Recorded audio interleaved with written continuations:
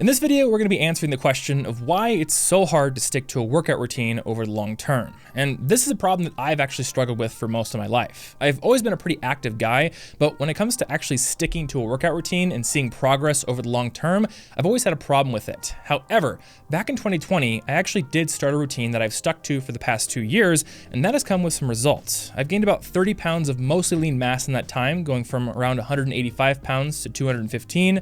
I've achieved a 300-pound bench press, a 350-pound squat, and a 440-pound deadlift, and I've managed to improve my cardio at the same time, mostly thanks to picking up tennis, which is now my favorite sport. So today I'm going to share what I've learned with you, including sharing some of my actual workout routines within a Notion template, of course, because hey, it's me. And along with that, I also want to share some of the tricks that I've learned for making sticking to that routine a lot easier. And I want to start by first breaking down the problem, because as I see it, there are really 4 main sub-problems that make it so hard to stick to a workout routine for a lot of people. And those problems are, number 1, you don't know what to do or where to start. Number 2, you aren't seeing any results when you do stick to the routine. Number 3, there's too much friction involved. And number 4, you're making it too easy to fail. So let's tackle these one by one, starting fittingly with not knowing where to start. Now, there is more fitness advice on the internet than there are grains of sand on a beach. And no matter what routine you pick, it seems like Athlete NX is going to be out there telling you that it's killing your gains. And part of the problem, part of what causes this, is that it seems like people think there are these vastly different things you need to do depending on what you want. Like, if you want to gain mass, it requires following a much different routine than you'd follow if you wanted to get stronger or if you wanted to lose weight. And while that is true at a certain level, the fact is that most people, and that included me, especially at the start of 2020, aren't at that level yet. And that means that a basic strength training routine with some added cardio is likely going to help you improve in nearly every area you want. Strength, lean body mass, cardio, even weight loss, which to be honest is more a function of diet anyway. And if you are at that more advanced level already, where specialization truly is important, you're probably not watching this video. You're probably off watching Jeff Nippard instead. So for the rest of us, I want to make this as easy as possible. And to do that, I'm going to actually share a couple of the routines that I have been following over the past couple of years, including my current routine, which does require some gym equipment, at least a power rack and a bench, along with my original lockdown quarantine workout, which needed nothing more than a single kettlebell, like this one right here, and one of those door frame pull-up bars that costs around $20 or $30. And what I've actually done is put these into a Notion page that you can find over at thomasfrank.com/workoutdb. And there I've got each workout with its exercises, its sets, and its reps, the ones that I actually followed. And there are also some sample weights that I have used, though you'll probably want to adjust these so that they're right for you. And lastly, I've included both a video tutorial from a strength coach along with a clip from my own recordings for every exercise, so you have multiple references for how to do these. And I wanted to share my actual routines because while there are a ton of different routines out there, tons of fitness advice, literally thousands of people on the internet giving it out, these are what I have actually done, which is why I feel most comfortable putting them out there. They're what have actually given me the results that I've seen. And they were also programmed by my coach, who is an expert strength coach. Our second sub-problem is that a lot of us deal with not seeing any results. And if you're not seeing any positive changes, then what's the point of putting in all this effort, right? Well, one of the biggest reasons that a lot of people don't see any progress is that they're not recording it. See, in strength training, and in pretty much every other skill area as well, you make progress by using a technique called progressive overload. And this is just a fancy way of saying you push yourself to near your limit so your body is forced to get stronger. It's an adaptive response. But the problem is that a lot of people don't actually commit to progressive overload. A lot of people just show up at the gym and decide on the fly what they're gonna do. And for those that actually do show up with a predetermined routine, a lot of them get stuck following the same routine with the same numbers for months without seeing any real gains. And the reason for this is that they're not recording their progress. When they don't do this, if you don't record your progress, then you don't really know what you're doing or how you're doing, and you can't make intelligent decisions that are gonna help you get stronger. So if you want to see results, start recording your progress. Now, since I work with a coach, I actually use their app, the Barbell Logic app, to do it through my phone. But you can also do it with an old school, trusty notebook as well. Just record your sets, your reps, and your weight for each exercise, maybe time and distance for things like cardio, and then use that data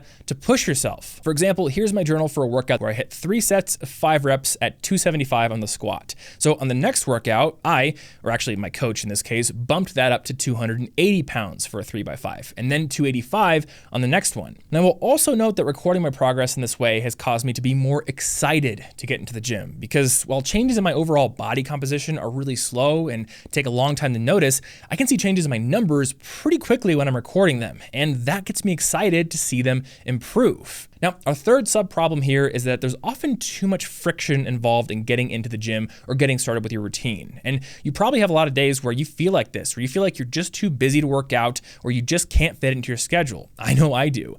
And that's why it's crucial to do anything you can to reduce that friction. This is actually why I built a garage gym recently. It's at home, so there's very little preventing me from just getting out there and getting my routine done. The commute has been eliminated, so it's not a potential source of an excuse.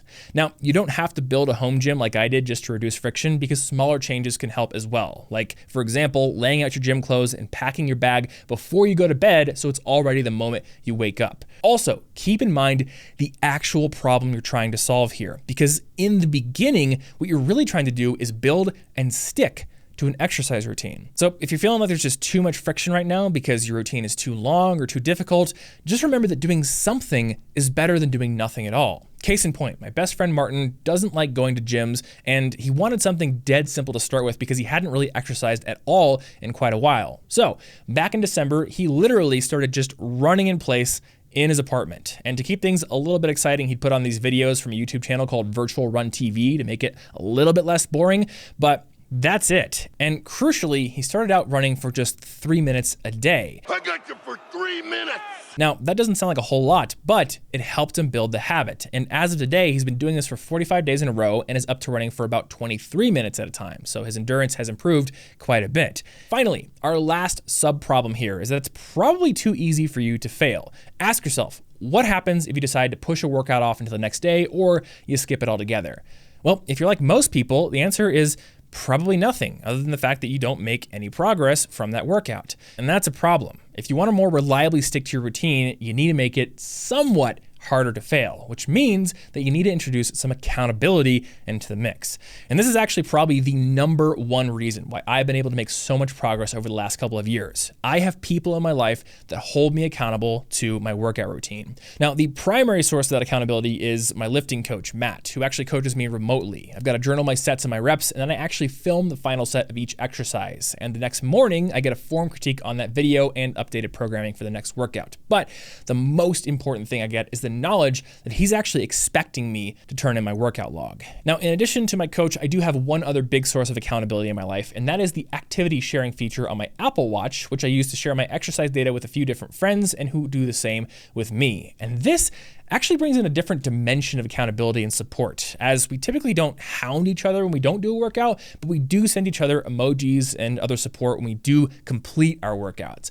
And that's something that I feel doesn't actually get talked about as much in the realms of habits and productivity. It's useful to not only have accountability, to know that somebody's going to hold your feet to the fire, but also to have positive encouragement from people who care about you as well. Those positive messages can really keep you going. So if you can find a way to get both of those by enlisting other people, that's going to help you really stick to your routine. You can work with a coach like I do, but there are other methods as well, like getting a workout partner, using the Apple Watch thing, or maybe even using the social features in an app like Habitica to party up with other people and track habits together.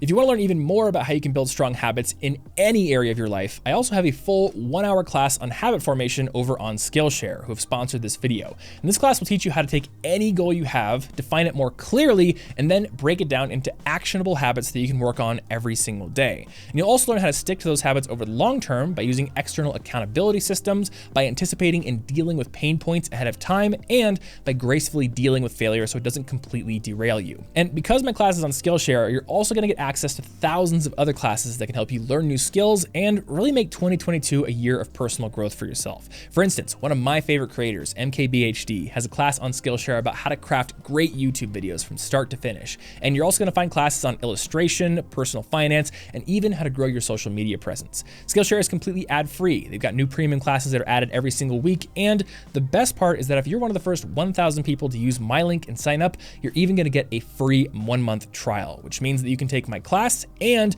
all of my other classes completely for free during that first month. So to get started, use that link in the description down below or click right there to sign up and start learning and support my channel. You can also check out one of these videos right here, and I will especially recommend this one on the 5 levels of self-discipline, which is a great follow-up to this video. Thanks as always for watching. Hit that like button for ye old algorithm, and I will see you in the next one.